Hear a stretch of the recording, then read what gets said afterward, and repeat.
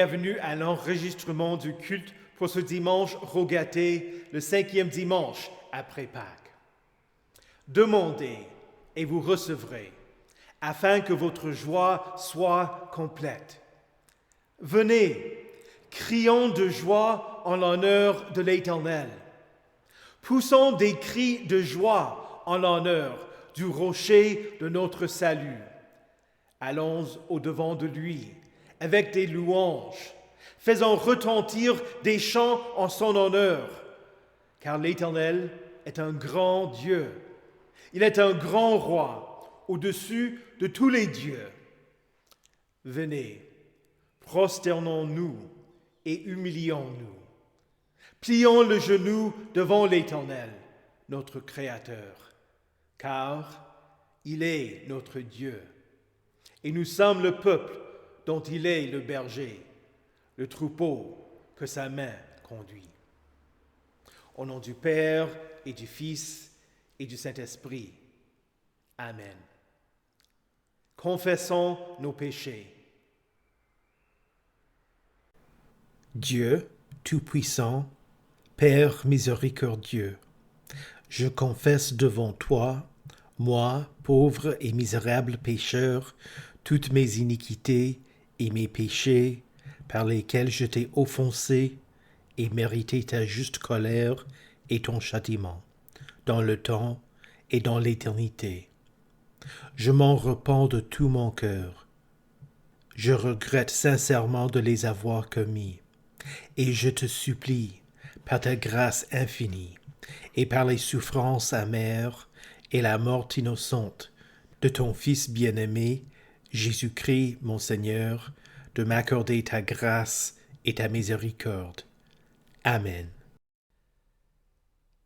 Dans le psaume 32, nous lisons « Je t'ai fait connaître mon péché. Je n'ai pas caché ma faute. J'ai dit, j'avouerai mes transgressions à l'Éternel, et tu as pardonné mon péché.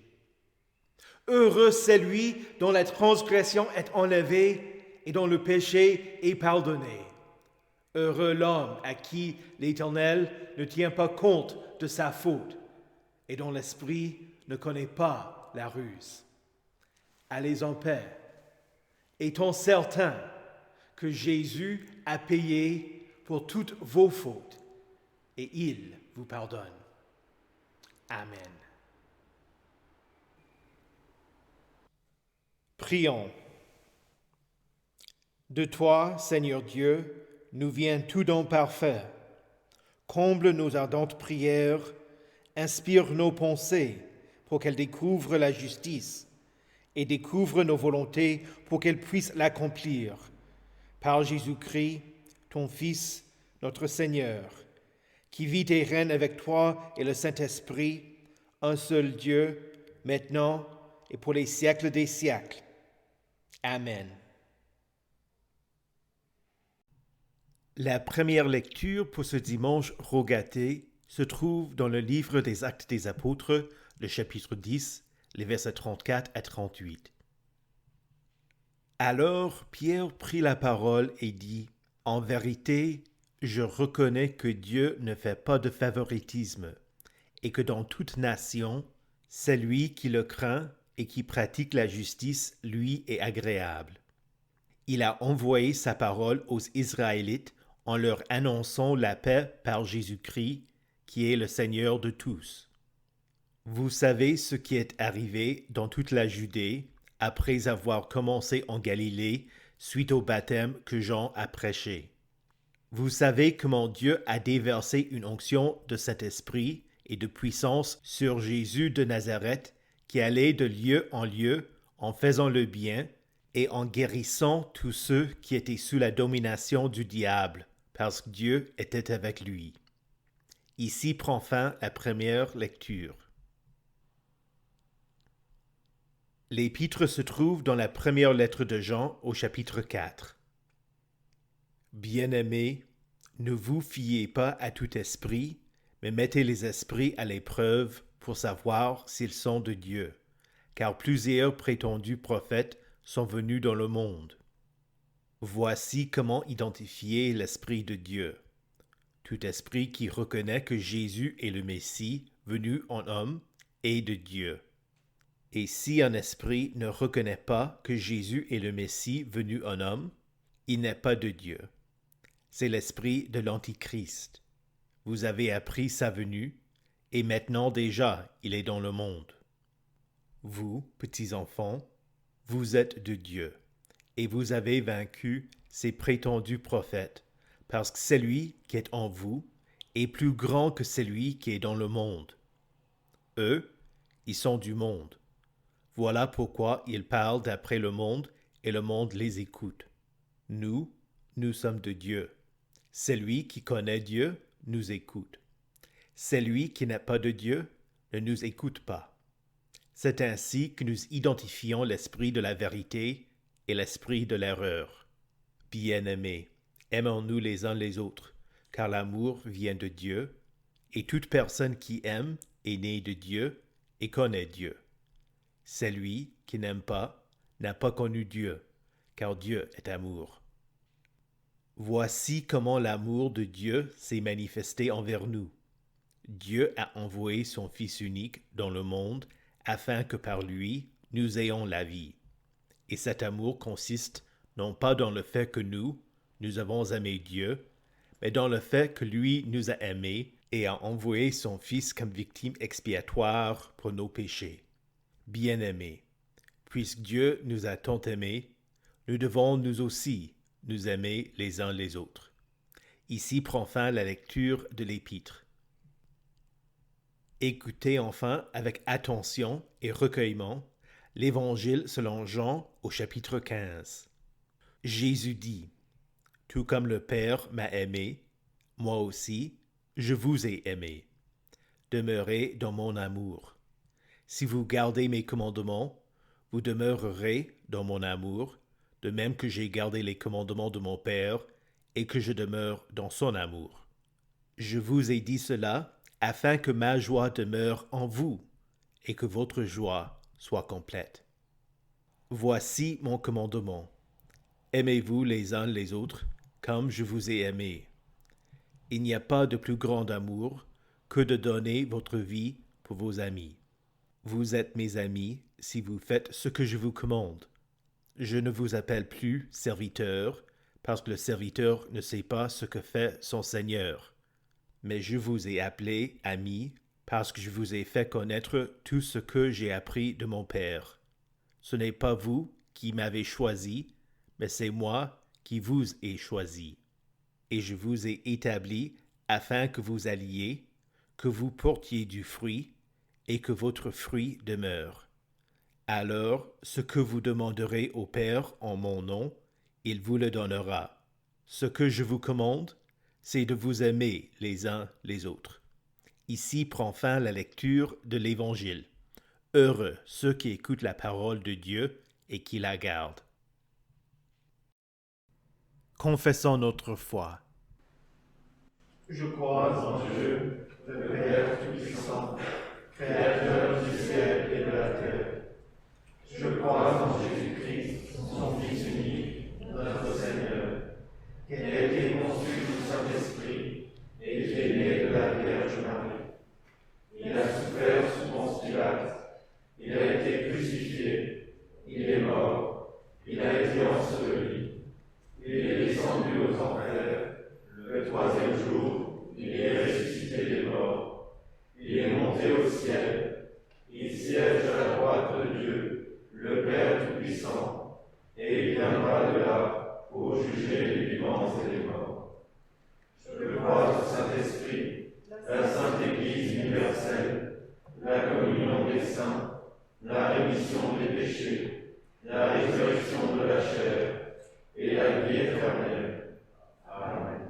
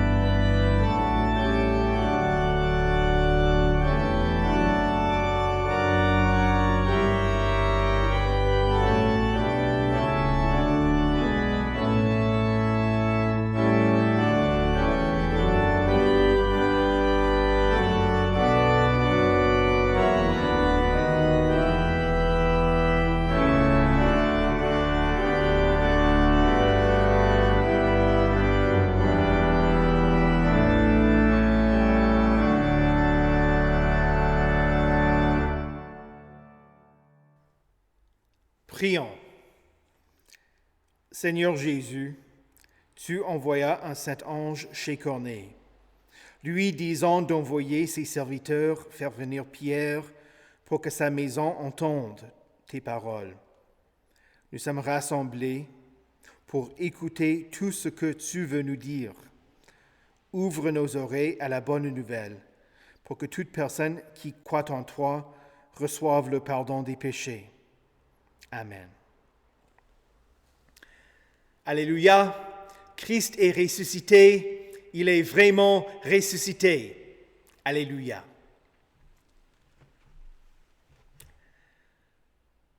Comment Pierre a-t-il été amené à conclure que Dieu ne fait pas de favoritisme?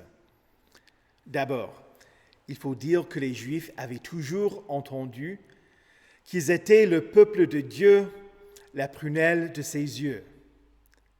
Ils avaient une place d'honneur. Qu'est-ce qu'ils reçurent de Dieu? Les Israélites. C'est à eux qu'appartiennent l'adoption, la gloire, les alliances, la loi, le culte, les promesses et les patriarches. C'est d'eux que le Christ est issu dans son humanité, lui qui est au-dessus de tout, Dieu béni éternellement. Amen. Mais Jésus ne vint pas pour le peuple d'Israël seulement, mais pour que tous ceux qui croient en lui soient sauvés. Dieu prophétisa par Ésaïe. C'est trop peu que tu sois mon serviteur pour relever les tribus de Jacob et pour ramener les restes d'Israël. Je t'établis pour être la lumière des nations, pour apporter mon salut jusqu'aux extrémités de la terre. Juste avant son ascension, Jésus dit aux disciples, « Vous recevrez une puissance lorsque le Saint-Esprit viendra sur vous, et vous serez mes témoins à Jérusalem, dans toute la Judée, dans la Samarie et jusqu'aux extrémités de la terre. » Les premiers chapitres des Actes des Apôtres racontent cette évangélisation et le développement de la pensée chez les disciples pour que l'Évangile soit proclamé, non seulement aux Juifs et à ceux qui avaient des liens avec le judaïsme, mais aussi aux non-Juifs. D'abord, la venue du Saint-Esprit à Pentecôte a permis aux Israélites éparpillés au Moyen-Orient de croire en Jésus. Ensuite, Pierre prêcha aux gens de Jérusalem après la guérison de l'homme né boiteux. Puis vint Philippe, qui prêcha en Samarie. Historiquement, les Juifs n'aimaient pas les Samaritains parce qu'ils étaient des personnes d'origine ethnique mixte. Leurs ancêtres ayant été des membres des tribus d'Israël et des gens qui avaient été déplacés dans la région par les Assyriens. Pourtant, les Samaritains firent bon accueil à la parole de Dieu, de sorte que Pierre et Jean y allèrent aussi pour prêcher. Après cela, Philippe expliqua le texte du prophète Ésaïe à l'eunuque éthiopien, qui était un converti au judaïsme. À travers ces événements, il y eut une progression et un élargissement de la prédication de l'Évangile à ceux qui avaient un lien avec le judaïsme. Pour Pierre, cependant, c'était un défi d'accepter que la grâce de Dieu soit aussi pour ceux qui n'avaient aucun lien avec le judaïsme. Voilà la dernière étape dans le développement de la pensée selon laquelle Dieu ne fait pas de favoritisme et que le salut est pour le monde entier. Comment est-ce que Pierre en est arrivé à cette conclusion? L'histoire ne commença pas avec Pierre. Un jour, à l'heure de la prière, pendant qu'un officier romain appelé Corneille priait, un ange lui apparut dans une vision et lui dit d'envoyer des hommes à Jaffa pour chercher Simon-Pierre. Le lendemain, Pierre monta sur le toit de la maison pour prier. Pendant qu'on préparait le repas, il tomba en extase. Il vit le ciel ouvert et un objet rassemblant à une grande nappe attachée aux quatre coins qui descendait et s'abaissait vers la terre.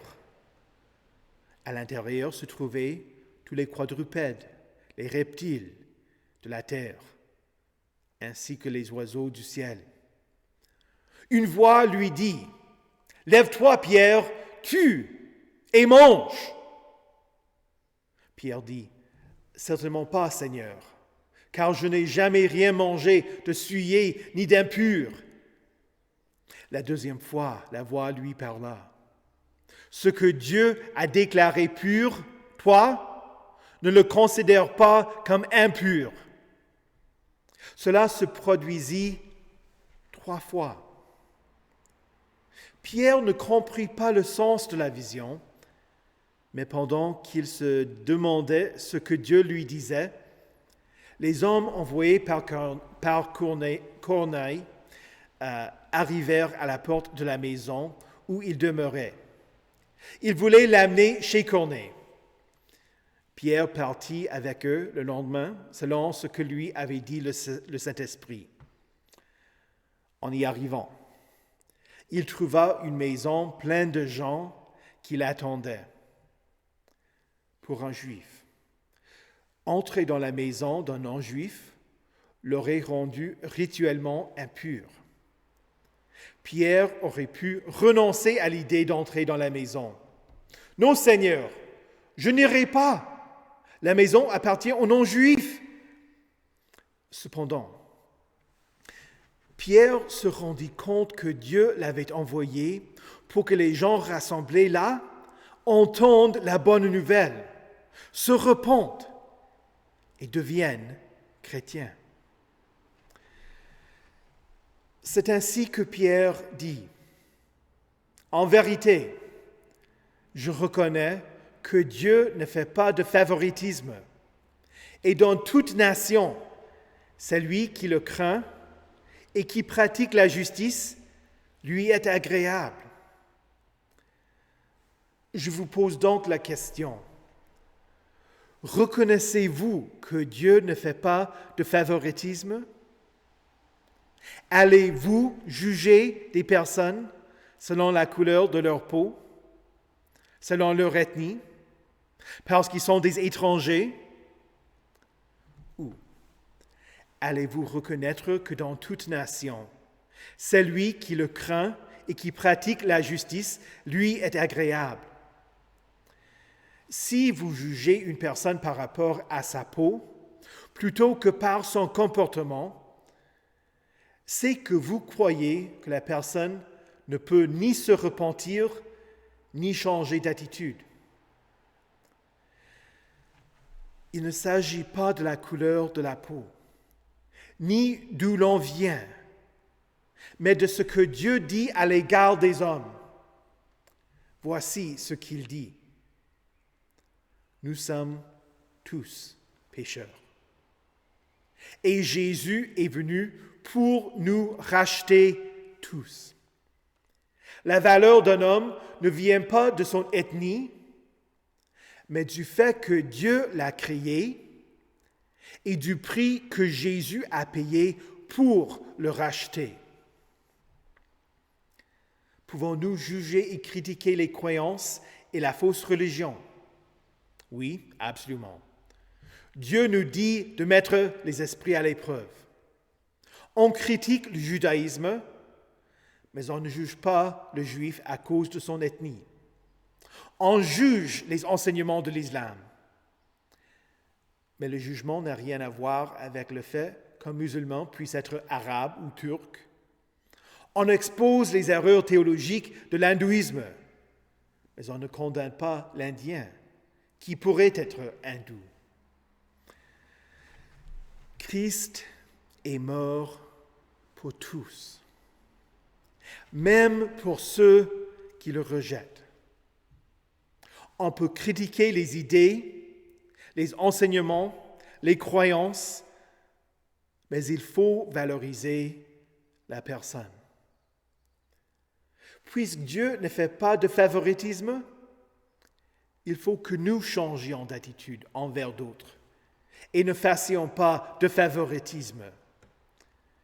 Dieu veut que la bonne nouvelle du salut en Jésus-Christ soit proclamée à tous.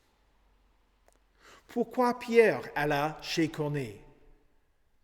Parce que Dieu l'y avait envoyé pour que les non-juifs soient pardonnés, eux aussi. Pierre dit, Jésus nous a ordonné de prêcher au peuple et d'attester que c'est lui que Dieu a désigné juge des vivants et des morts. Tous les prophètes rendent de lui le témoignage que toute personne qui croit en lui reçoit le pardon des péchés par son nom. Il ne devrait pas y avoir de favoritisme dans l'Église de Christ. Et pourtant, il y en a eu dès le début de l'Église jusqu'à nos jours. À l'époque des apôtres, il y avait un groupe appelé les judaïsants qui voulaient obliger les chrétiens à se conformer aux exigences de la loi cérémoniale de l'Ancien Testament. L'apôtre Paul répondit à ce problème dans la lettre aux Galates. Il écrit qu'en Christ, il n'y a plus ni juif ni non-juif. Et Dieu ne fait pas de favoritisme. Et encore, dans sa lettre aux Romains, il avertit les chrétiens non-juifs de ne pas s'enorgueillir en voyant que certains Israélites avaient été coupés de la branche, c'est-à-dire de Christ, tandis qu'ils avaient été greffés. De nos jours, j'ai entendu des paroissiens se plaindre parce que le pasteur ou le prêtre était venu d'Asie ou d'Afrique. La question ne devrait pas être la couleur de la peau du pasteur, mais de savoir s'il enseigne fidèlement la parole de Dieu.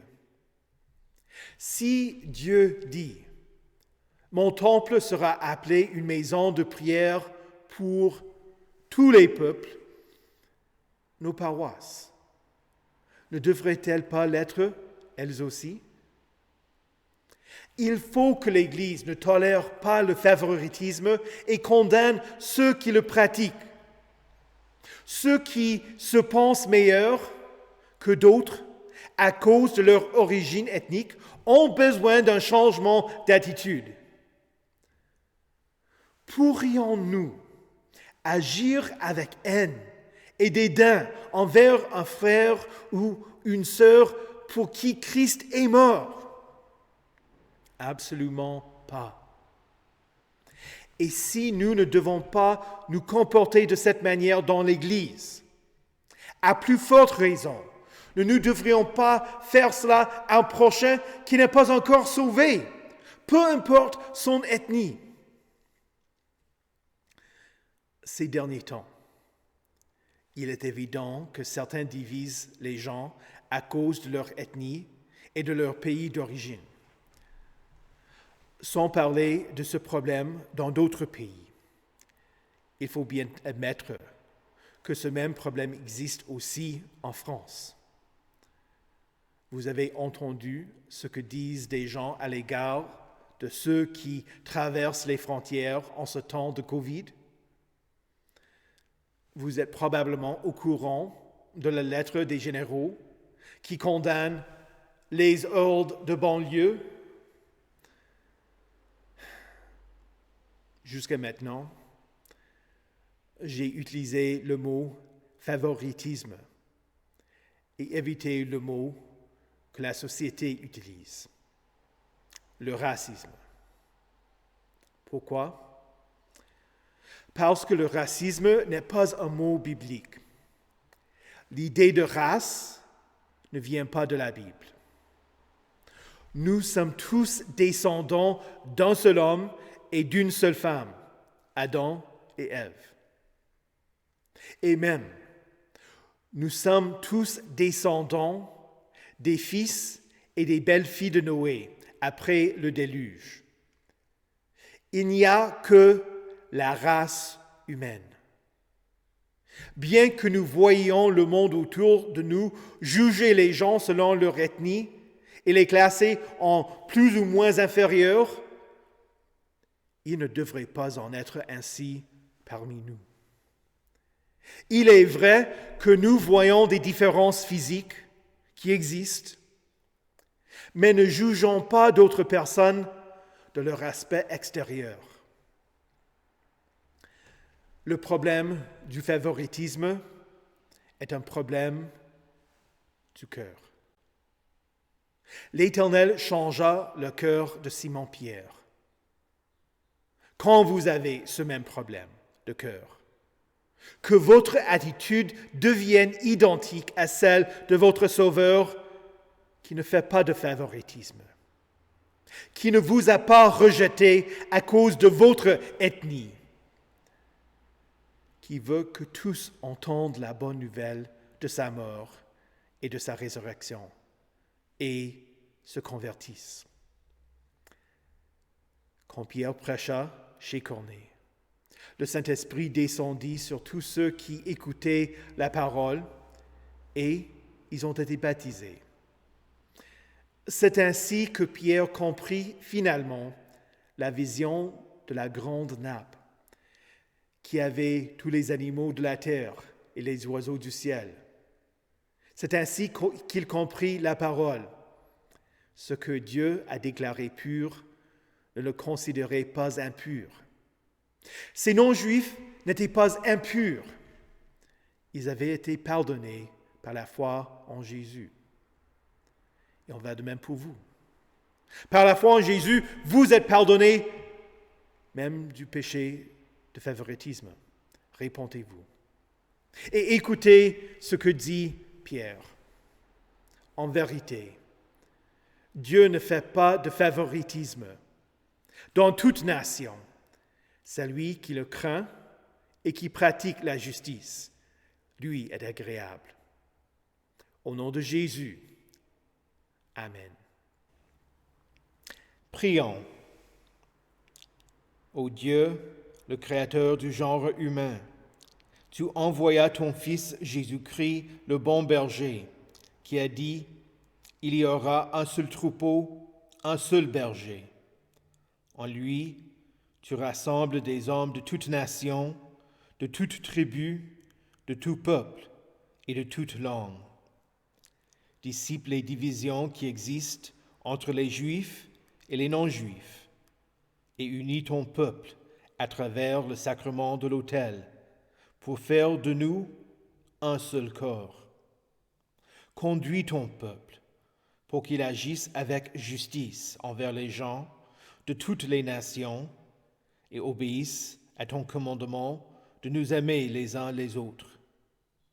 Soutiens-nous pour que nous défendions ceux que d'autres traitent d'inférieurs à cause de leur ethnie. Seigneur, dans ta miséricorde, écoute notre prière. Seigneur Jésus, tu envoyas tes apôtres prêcher la bonne nouvelle. Sois avec ceux qui viennent de terminer leurs études au séminaire et seront envoyés pour continuer la tâche d'évangélisation. Que les paroisses soient prêtes à les accueillir de la même manière que les gens chez Corneille recevaient la parole de Pierre. Seigneur, dans ta miséricorde, écoute notre prière. Ô Esprit Saint, tu descendis sur ceux qui étaient chez Corneille. Bénis l'œuvre de nos paroisses pour qu'elles fassent bon accueil à tous ceux qui veulent entendre ta sainte parole. Descends toujours sur nous. Que ceux qui entendent la bonne nouvelle reçoivent le pardon des péchés. Produis en ceux qui n'ont pas encore été baptisés le désir d'être baptisés. Seigneur, dans ta miséricorde, écoute notre prière. Ô Éternel, soutiens nos frères et sœurs en Christ à travers le monde, qui se trouvent en situation minoritaire et qui sont persécutés. Fortifie leur foi pour qu'ils soient inébranlables face à leurs ennemis. Dans la mesure de notre possible, que nous les encouragions et soyons une source d'aide. Seigneur, dans ta miséricorde, écoute notre prière. Ô Dieu, force des faibles et consolation de ceux qui souffrent, accueille avec bonté nos prières et accorde à tes serviteurs et à toutes les personnes malades pour qui nous te prions de les secourir par ta puissance. Veuille rendre aux malades la santé et donne-leur d'avoir confiance en ton amour. Seigneur, dans ta miséricorde, écoute notre prière. Exauce-nous par ta grâce qui vient à nous à travers ton Fils Jésus-Christ, qui nous a enseigné à prier. Notre Père, qui es aux cieux, que ton nom soit sanctifié, que ton règne vienne, que ta volonté soit faite sur la terre comme au ciel. Donne-nous aujourd'hui notre pain de ce jour. Pardonne-nous nos offenses, comme nous pardonnons aussi à ceux qui nous ont offensés. Et ne nous laisse pas entrer en tentation, mais délivre-nous du mal. Car c'est à toi qu'appartiennent le règne, la puissance et la gloire, au siècle des siècles. Amen. Recevez la bénédiction de l'Éternel. Que le Seigneur vous bénisse et vous garde. Que le Seigneur fasse luire sa face sur vous et qu'il vous accorde sa grâce. Que le Seigneur tourne son visage vers vous et vous donne sa paix. Amen.